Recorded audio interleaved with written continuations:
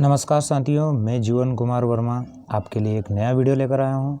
अगर आपने हमारा चैनल को सब्सक्राइब नहीं किया है तो आप सब्सक्राइब कर लीजिएगा, क्योंकि इसी प्रकार से हम जो भी केमिस्ट्री के पेपर रहेंगे उनका सॉल्यूशन और वीडियो आप तक पहुंचाते रहेंगे।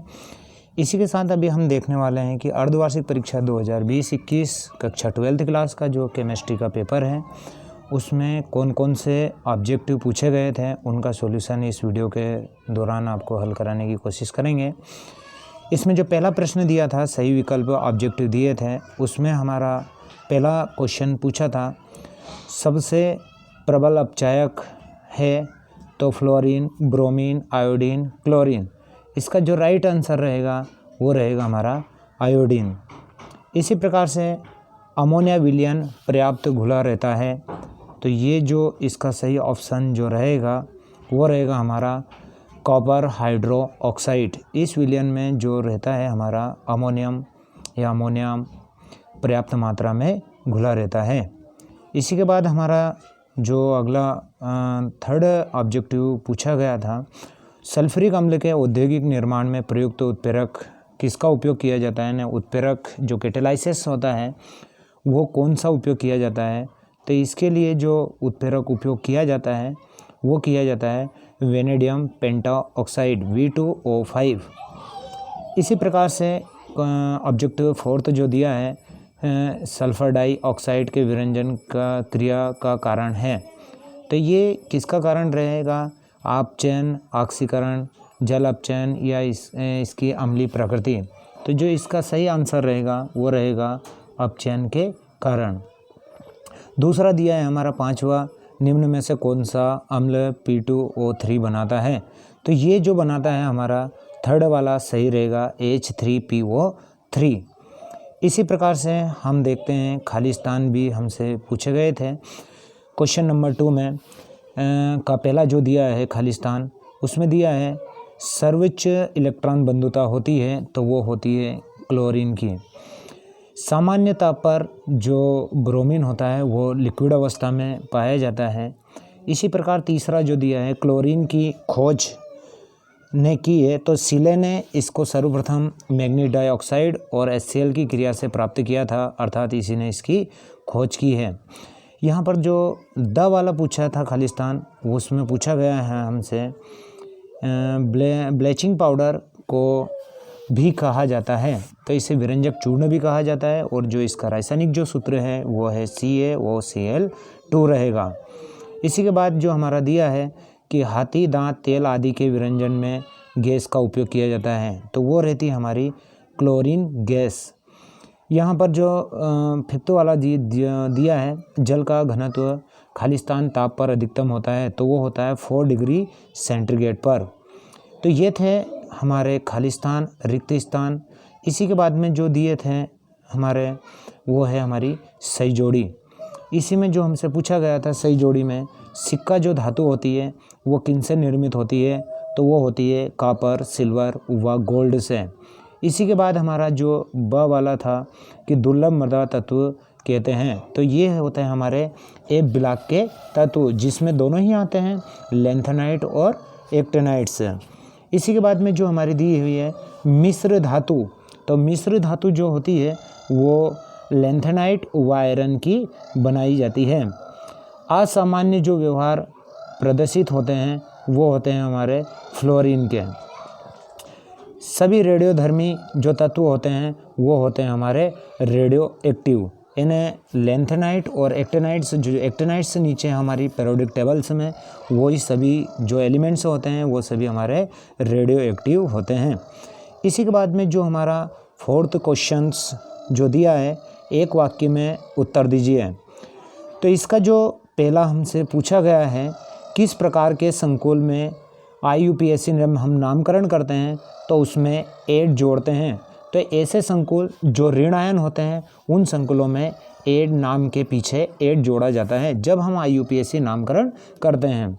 इसी का जो ब वाला हमसे पूछा गया था वो पूछा था उस कार्ब धात्विक यौगिक का नाम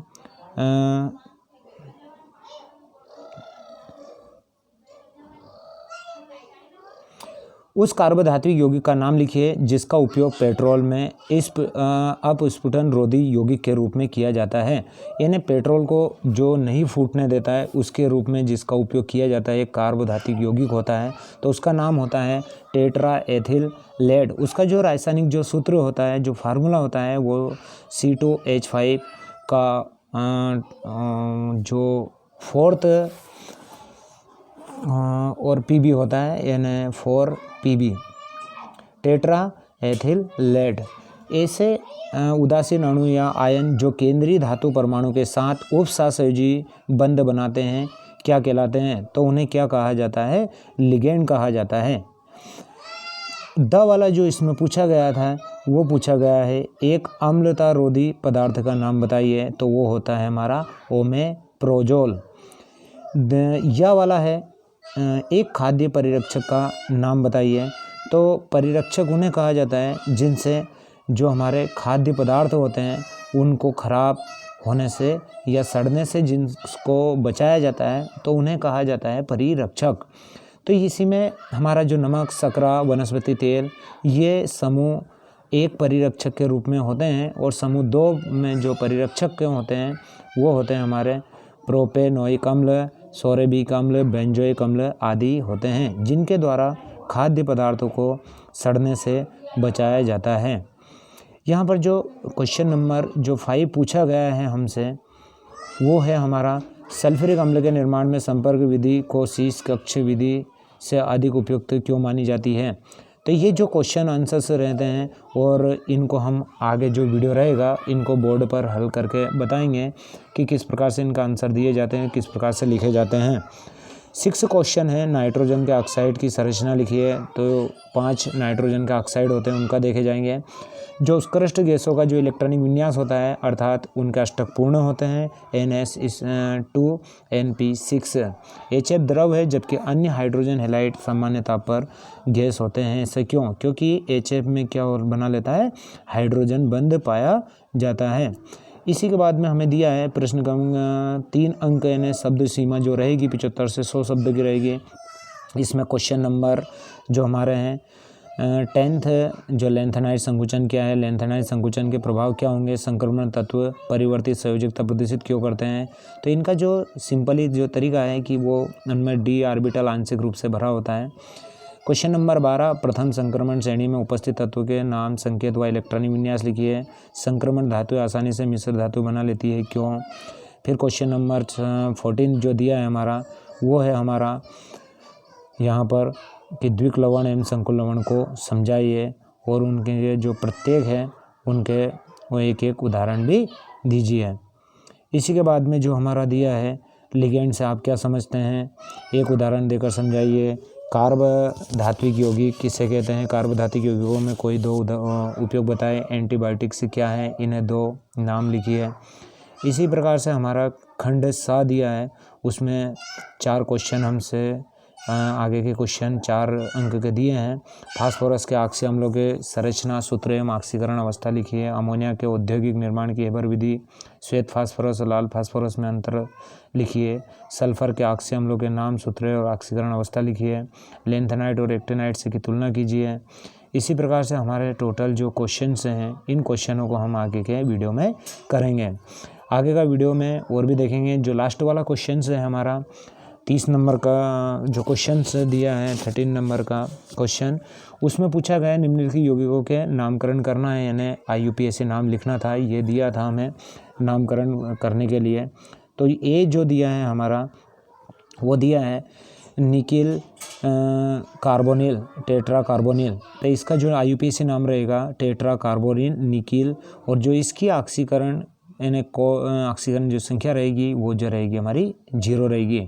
बी वाला है तो उसका जो नाम रहेगा dichloro tetra aqua chromium 3rd chloride, और जो हमारा सी वाला रहेगा इसका जो हमारा नाम रहेगा वो रहेगा हमारा पोटेशियम टेट्रा साइनो निकिल उदासीन यानी 0 आयंस जो, और डी वाला जो रहेगा hexa amino cobalt 3rd chloride.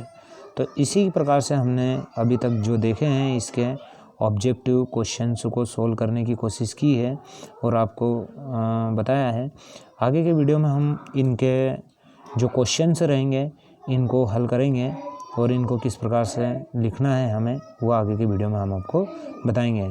अगर आपको ये वीडियो लगे अच्छा तो इसको लाइक करें, शेयर करें और सब्सक्राइब करें। इसी के साथ जय हिंद, जय भारत।